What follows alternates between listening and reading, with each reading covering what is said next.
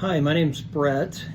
Just wanted to endorse Brian for being a great health coach. Brian and I met each other about 13 weeks ago, and I've had some great results. I'm a working professional. I'm on the road a lot. I'm in airports a lot. I have a lot of business dinners, on the move quite a bit. He's really helped me look at the prioritization of what I'm eating, how to better plan, how to prioritize my health. And that's through not just what I'm eating, but also the exercise, making good decisions when I'm in business meetings or dinners, when I'm in the airport, drinking more water, getting better rest, better sleep, better exercise. In January, I had a shoulder replacement surgery, so I was recovering from that as well when we started. And by having a better diet, it's really helped me bounce back a lot faster. We really worked through, how best to prioritize the choices that I'm making while I'm recovering. It gives great feedback, frequent feedback, and it really has been valuable in helping me lose weight. I've lost 12 pounds, heading in the right direction, going to keep going. It's just been a really good choice. So I'm sure it'd be a good choice for you as well. Welcome to Driven for Health, a podcast for men over 40 who are ready to take care of their bodies and get back in control of their health, lose some weight, and feel stronger, especially headed toward their 50s or 60s. I'm Coach Brian Piranha. If you're listening, you're probably done well in your career.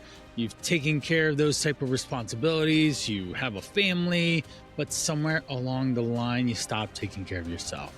I do it too. I understand you self-sacrifice for the greater good of your family, and therefore you end up with a bigger belly, bad blood panels, cholesterol issues, triglycerides, maybe type 2 diabetes. These things don't slide anymore if you want to be strong, capable, and functional and alive when you're 50.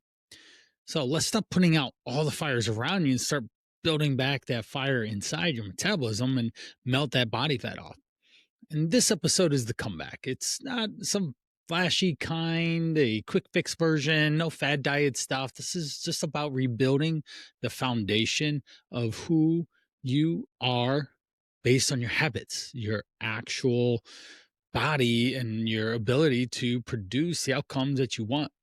Now, today we have 10 habits, simple, clear, and scientifically proven to help you. I love focusing on scientifically proven type activities. Why?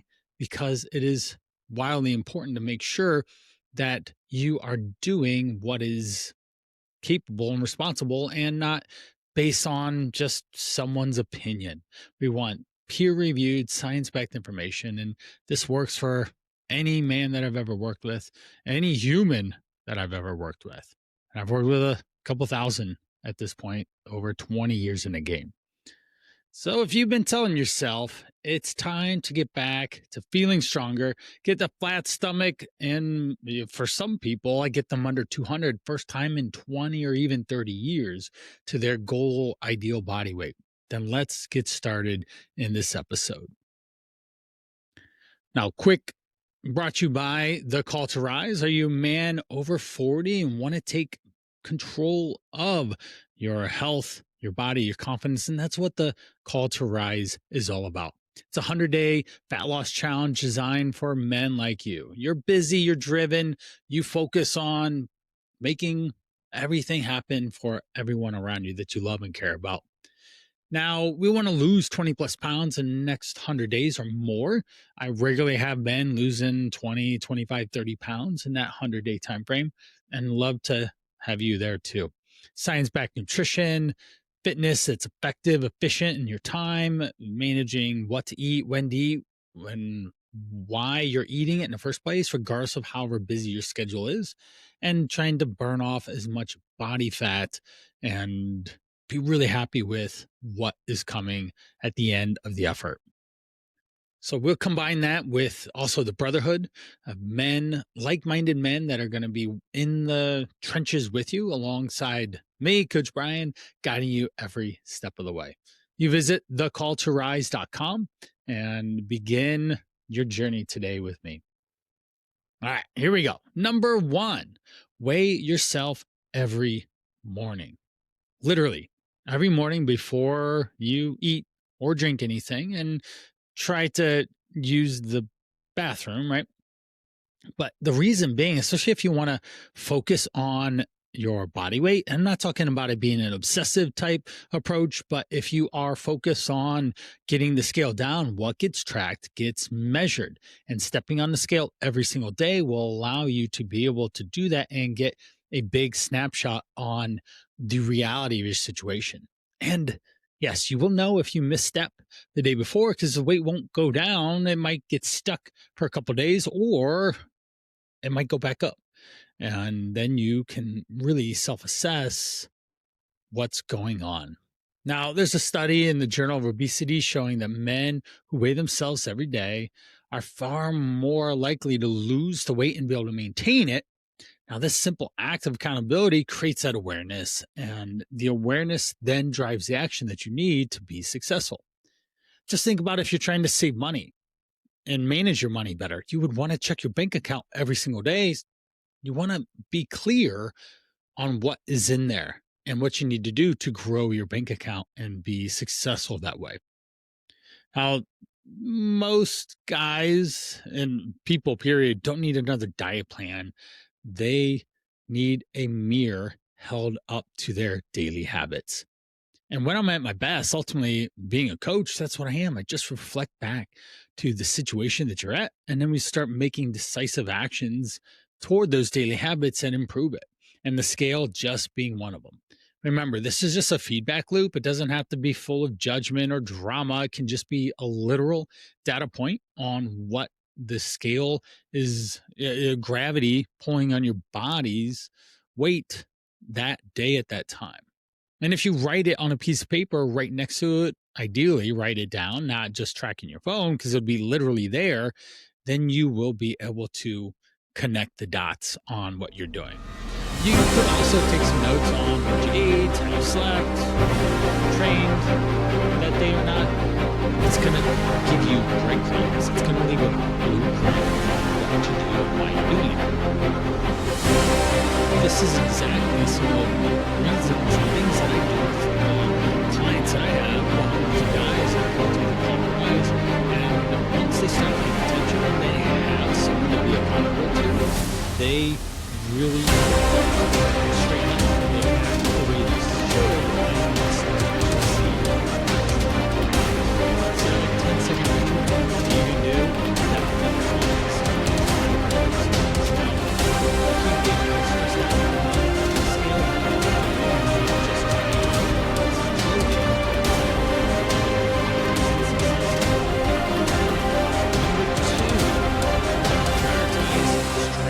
resistance training of some sort that'll build and maintain muscle in this process. You can run, you can ride the bike, and jump around all you want, but if you skip the weights, you just lose tone, touch. Cardio it can be catabolic if you are, say, think of the classic examples of marathon.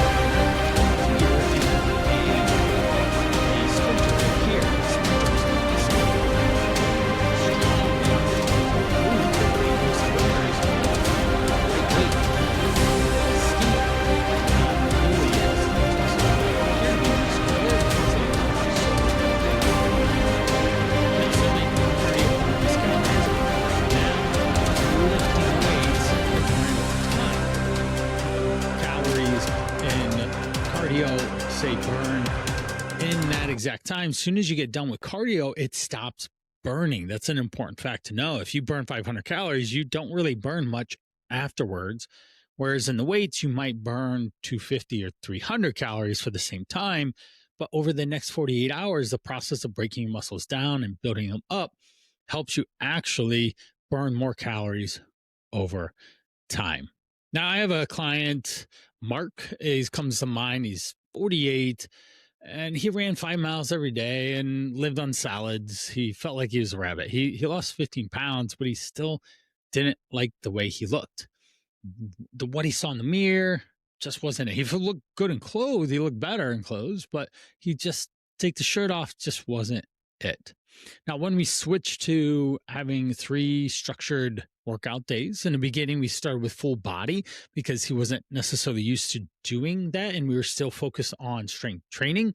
But then we shifted into doing a 4-day split, a chest, back, shoulder, leg rotation. And then we ultimately settled on something that was really effective and efficient for his time, and blending some of those 4 pieces into his workday to allow him to figure out when and what to do in terms of, all right, I'm going to do back and chest today. And then the other day, I'm going to do shoulders and legs. We did a lot of superset and whatnot. Now, this structure and getting in 45 minutes of strength training not only kept burning calories because we kept the pace up to fit his time tight schedule, but it also changed his body significantly better. Lifting weights tells your body, keep the muscle, burn the fat. That's the undertone. That's the signal that's going out for you when you are lifting. And muscle doesn't just look good, but it increases your metabolism. It's metabolic gold in a sense. And for every pound of muscle that you carry, you do burn more calories all day long. So if you're a guy in your 40s, guess what?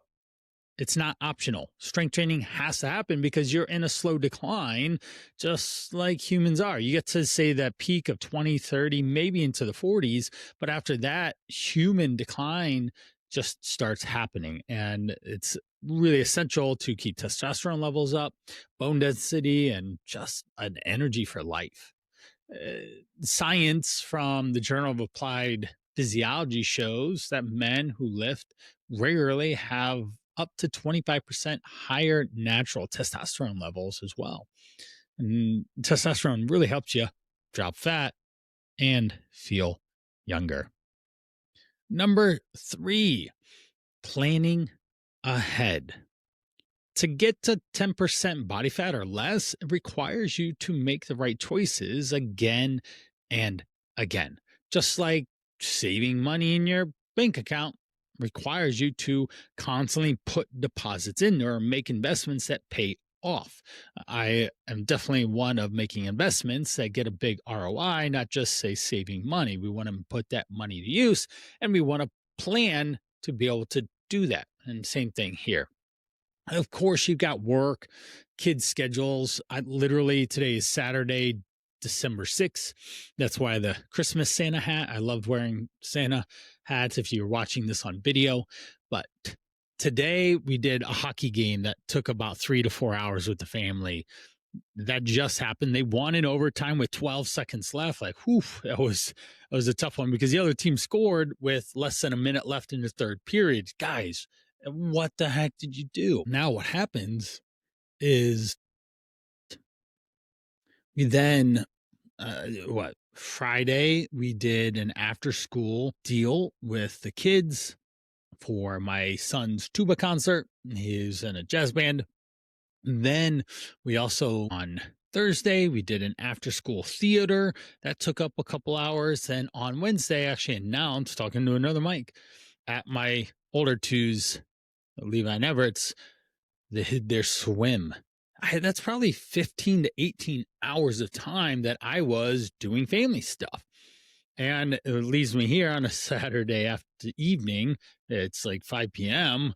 and back to work. I totally understand what craziness looks like in the schedule and the travel and all that stuff. It gets a lot, and there's constantly fires to be put out. And that's really important to know and understand that we still need a plan. You need to have a plan B or even a plan C. And that's something that I almost mandatory make my clients do. Come up with more than just, here's the all I can eat food 1-page PDF. Certainly we can do it old style of Sunday bulk prep, but at the very least, we have to have a better understanding of having the appropriate amount of food in the house. Then we have to have the food cooked and prepared one way, whether you make it, your partner makes it, someone else makes it. You just buy it already cooked for convenience. There has to be some level of planning and preparation to make it easy to have the meals prepared. An example I like to run through with chicken: we can have frozen uncooked chicken, raw uncooked, like refrigerated uncooked chicken. We can have cooked frozen chicken, cooked refrigerated chicken, chicken in a can, chicken in pouch, rotisserie chicken, chicken deli meat, chicken jerky. That's 9 ways to get chicken, and only 2 of them you have to cook. Okay. And then if you have someone else cook for you, then you don't have to do it. And that's part of being efficient and managing your food a lot better. The truth is, it's not really about being disciplined or having all the willpower and motivation. If we just look at your calendar and make sure that you have food available when you need it, you're going to win every time. And you don't have to rely on, again, old hat strategies of I'm just going to push through and just not eat, or I'm going to willpower my way, because it's not going to work. And if you think of it as, say, a lot of business owners I work with and successful like sales pros and whatnot, they are always planning out their workday, and they're generally pretty successful. And let's carry that strategy into their nutrition, their health, and their fitness. Number 4, controlling cheating. A big one, right? We definitely need to have some fun food and for your sanity, and you don't have to be perfect.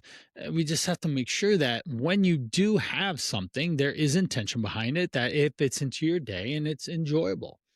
Having planned, in quotations, cheat meal, feel like I'm doing something bad here, but that's not really the case if you eat an appropriate amount. Now, if you go back to, say, episode 5, we talk about calories. In episode 6, we talk about macronutrients. And in episode 11, we talk about how to put it all together, that nutrition pyramid that I go through. Then those might be good places to check back after you get done listening to this, of what is the appropriate amount of calories I should be eating and what are my macros, in a sense, because I give clear direction on that inside those podcast episodes. And then as long as if you're going to eat 1,000 calories and it's a, in quotation, cheat, you know that you need to eat that many less to get to the total day end. We're just doing simple math, addition, subtraction. It's basic. It's not algebra, which was most people want to try to make this out to be. And when you do have something, you can have ice cream and pizza and beer and all that, but we can't have it be a free-for-all, because occasionally you can get away with a high-calorie meal and you still magically, say, you wake up the next day and things are okay on the scale. I've done it. I've felt leaner sometimes after refeed days or cheat meals, in a sense, but that's not the norm. We don't want that to be the regular setup. When you plan it and you can enjoy it guilt-free, then that's when you're going to stay in control and not just turn a Friday, Saturday, Sunday into a binge fest, feel guilty, and then try and start again on Monday, and it's just not going to work. And research shows that when you have planned refeeds in, it not only helps with supporting leptin, which is a hunger hormone, and a thyroid hormonal levels get more balance, and you then take the edge off of the dieting phase or the fat loss phase that you are in, to make it easier for you to manage. So if you have a burger, you earned it, you planned it, and it fits. Even squeezing in a burger, a 96% lean burger with a low-fat cheese, with a low-calorie bun, with some roasted Brussels sprouts on the side, and maybe a air-fried sweet potato fries or regular potato fries, that doesn't matter. That could be a 700-calorie, high-protein, moderate-carb, lower-fat amount, and really enjoy it when using the right types of herbs, seasonings, spices, condiments to make it. And we don't need to just say go to Burger King and get a Whopper. That's not going to get you what you want. Number 5, constantly always going to circle back to sleep. And yeah, we need to get your head on the pillow and make sure you spend enough time in bed. This is a silent pillar a lot of people overlook and don't actually spend a lot of time with. This is the one out of all of them. This is the one that I'm guilty on myself, with having 4 kids and just a busy life, trying to squeeze everything into life. I skip out on sleep sometimes, and I usually average about 6 to 7, but sometimes I wake up, whew, I could use 8, 9, or 10. That'd be really helpful. And it just doesn't happen all the time. If you miss a few nights, you can still get some quality rest and make up for it in a sense on a weekend. You can't truly actually make up for lost sleep, but it can help at least refresh your body and get you recharged to go into, say, Saturday, Sunday, you sleep in, and a Monday gets a little bit time crunched because, again, it's just super busy in life. But then your hunger hormones, ghrelin and leptin, are going to be balanced a little bit more when you do get those larger chunks of sleep. Whereas if you don't, then you are ghrelin is going to go up like a gremlin. In a sense, you can think of it, it's going to go up and make that hunger spike. And leptin is the satiation hormone that keeps you just more content. And you're going to end up craving a lot more carbs, sugar, caffeine to fill your energy needs. And that's going to wreck your sleep.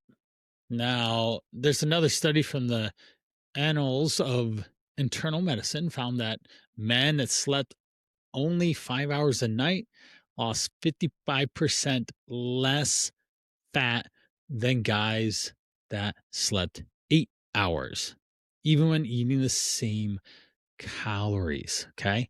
Huge understanding here. So your body's not rested. There's cortisol, there's stress, there's challenges coming up that really provide just difficulty.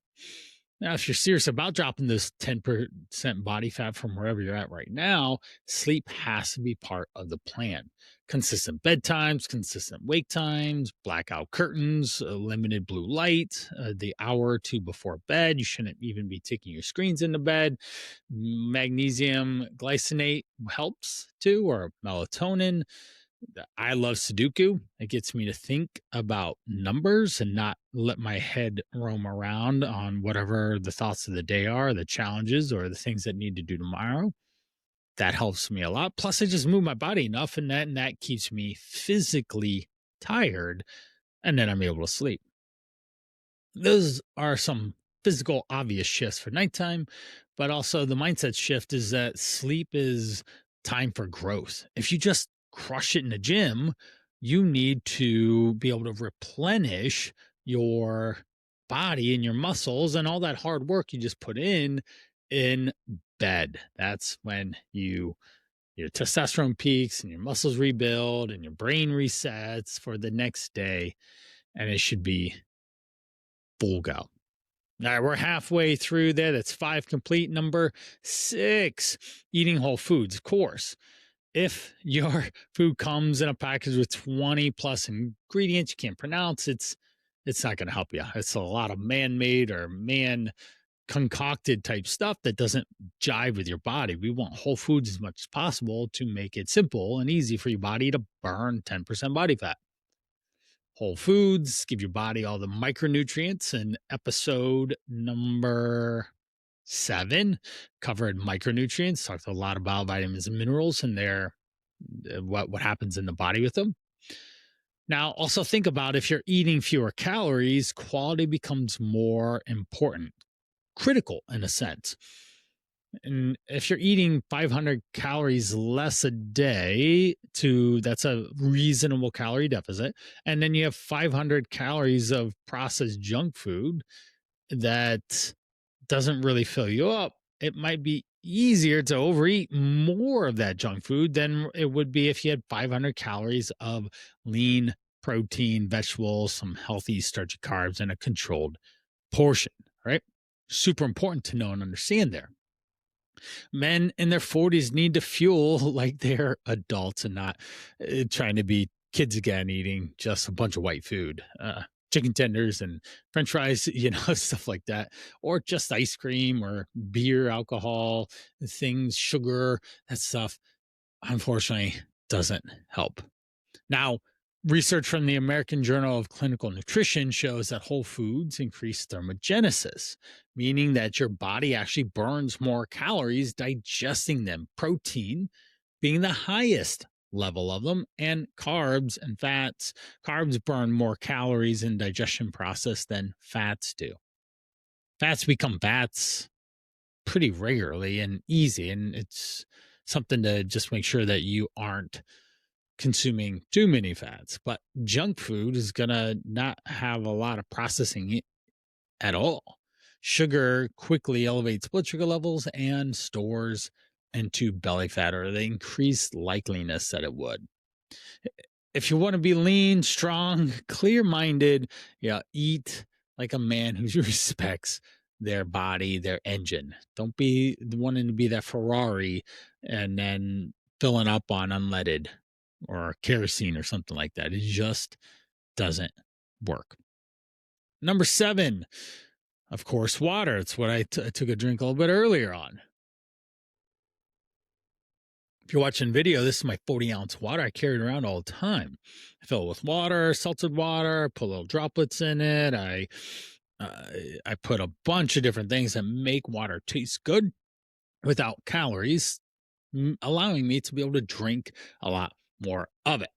This is the low-hanging fruit. And if you're not drinking 100 ounces of water in a day, you might not deserve to be 10% body fat down from where you're at right now. It's such an easy win and it's free. You just have to be a little more focused on making sure you get it in. Now, I carry my water around all the time and I don't have a problem with that. It just makes it easier for me to be able to drink more, but occasionally I do, and not drink as much as I should. But the next day I definitely won't. And especially in the wintertime, my hands, my lips, my face, it will tell me that I'm dehydrated. Now think of this, you business go-getters, you entrepreneurs out there that are listening in.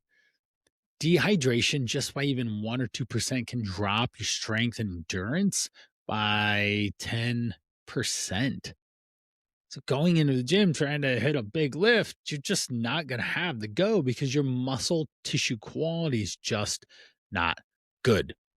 Your body can't communicate clearly. It can't produce power fast. The muscle isn't as capable of handling the load that is on the muscle itself.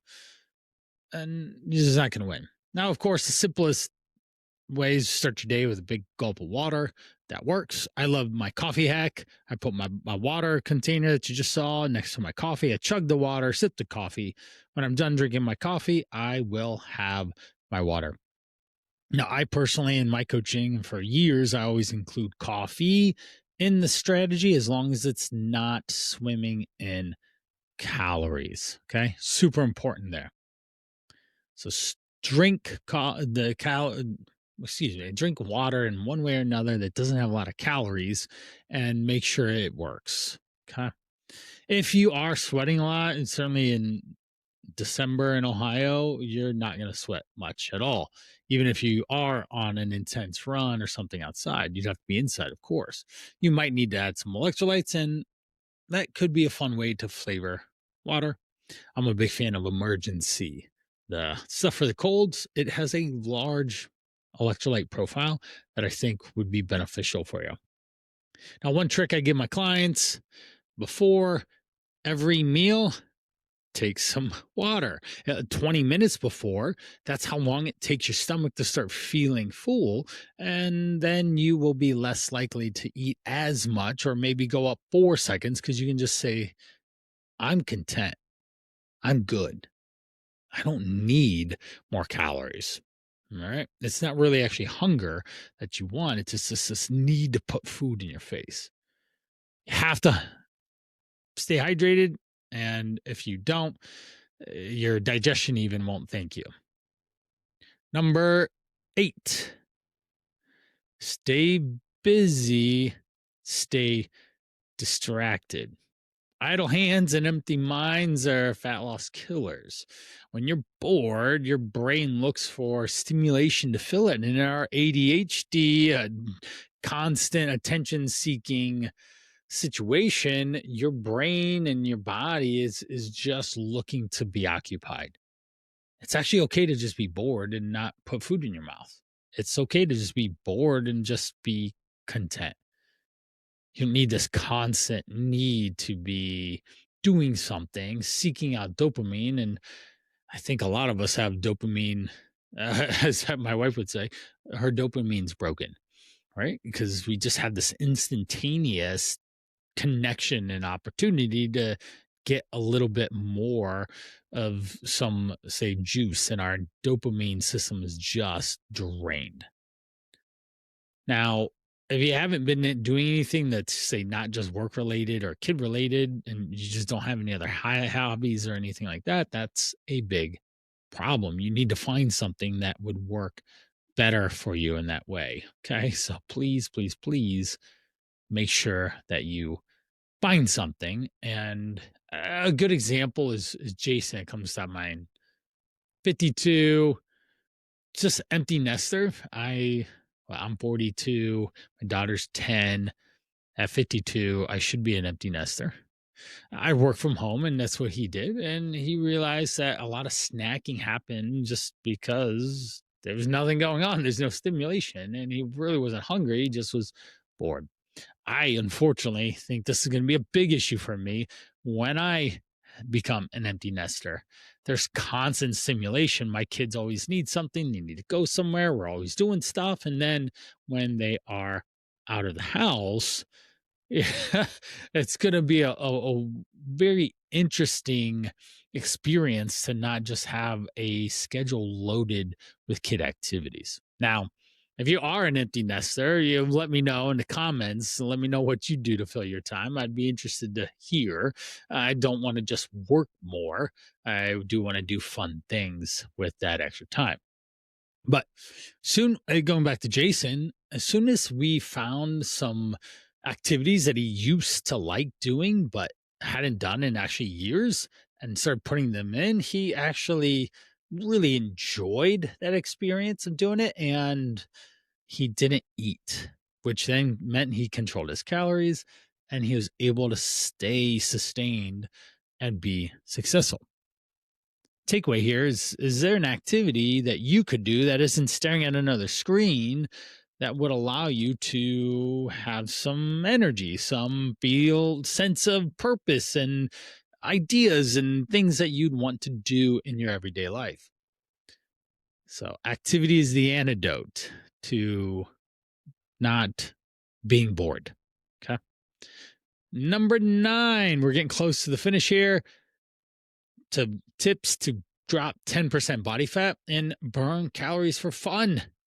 Okay, we don't have to just go out on a run. We can find activities that are playful. A great example, one I'm already missing a lot of, is my kids and we would play hockey in our backyard. Absolutely loved playing pickup hockey back here. And just the memories, the exercise, the activity, and it'd be Dan and I, one of my best friends, and my 3 to 4 kids, and his 2 to 4 kids would play, and we would just have a blast.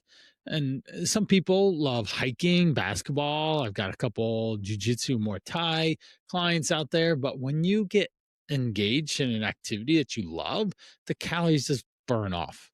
You don't have to think about it. And I'm going to call you out right now. Push pause. Think about what's one activity that you could put into the week that might make things more engaging. A lot of clients will do pickleball as an example. That's a obviously rising trend. It creates a lot of engagement, but also community. You're around people too, and it can be a lot more fun. And if movement is enjoyable, you could likely burn 30% more calories over that time in the week because you enjoy it. Get outside, move your body, do a workout that isn't just boring, repetitive. All right. And number 10, wrapping up our 10 tips to drop 10% body fat. Track every calorie, at least for a season. I know what I know through nutrition because I tracked for 4 years, but I also have coached thousands of people through it. I literally live, eat, and breathe this stuff, and I can tell someone what they are or aren't doing with real quick. Boom. I understand quickly because I know what's in food. A simple thing, just think about this right now. What is an egg? Think of your answer. Is it a protein? Is it fat? Is it a carb? Is it a combination? Well, let's break it down. When you look at a typical chicken egg, an average one is about 70 calories, has about 5 grams of fat and 5 grams of protein. Well, you're like, Brian, there's protein and fat. Yep, exactly. But we go back to episode 5, and there I told you they're at 9 calories per gram of fat and 4 calories per gram of protein and carb. 5 times 4 is 45 fat calories out of 70-ish. And 5 times 4 is 20. So 5 times 9 for fat is 45. 5 times 4 for protein is 20 calories. An egg is a fat source that has protein in it. And once you see that, oh, I know how to manage eggs better in my day, right? Very simply put, when you track, you become way more attention of what you're eating. You look at nutrition labels. You can actually start to understand proper portions. Can't tell you how many guys are blown away of how much food they used to eat and how many calories it was. And as soon as we shift the perspective of how to build a better balanced meal, a protein, a fibers, carbs, starchy, carbs. Again, I've gone over these in the nutrition pyramid, even episode 11, the lifestyle piece. Then you're able to actually get a balanced meal with lower calories, but stay even more full for longer. So tracking teaches awareness. It doesn't have to be a forever thing, but even if you do it for a week or a month, you're going to get a lot out of it. All right. And you'll even be able to eyeball a plate. It's a transferable skill, meaning how often do you need to measure out 6 ounces of chicken breast, cooked chicken breast, to know that it's roughly going to be 6 ounces. That's only going to be 5 to 10 times. You're like, yeah, this is about right, which is the whole point. A 2019 study from the Journal of Behavior Nutrition found that people who tracked their intake, even just 15 minutes a day, lost twice as much fat than those who didn't. So we didn't have to necessarily obsess, but they had to pay attention to get the results. And you can, again, go back to episode 5 and 6 to plug in the numbers that make sense for you, as I tell you what to do there. We've wrapped up our 10 tips for dropping 10% body fat. I hope that you're able to get some inspiration from people there. I hope that you're able to take some insights and see which one is the biggest challenge for you. Now we're going to move on to our fast 5 questions, as I like to have some real quick rapid response type questions that you, the audience, submit to me, and I just pick and choose which ones. Question number 1. What is the single most important habit for dropping body fat over 40? I think it just goes right back to the very first tip that I dropped today, which was weigh yourself every morning. If you track how much money is in your bank account, then you know what to do to influence that. If you step on the scale every single day, then you know that you either ate in a calorie deficit, you ate in a calorie maintenance, or you ate in a calorie surplus, and you will learn quickly. Question 2. Do you prefer tracking calories or tracking macros, and why? Just want to point this out, people. Calories and macros equal the same thing. Okay. That's obvious there. Okay. 9 calories per gram of fat and 4 calories per gram of protein and carbs. But if we were to do a hierarchy, let's work on calories first and then track the macros second. You will learn so much just by understanding how many calories are in a portion of food, which is important. Question 3, what is your go-to strategy for sticking to a nutrition plan when life gets busy?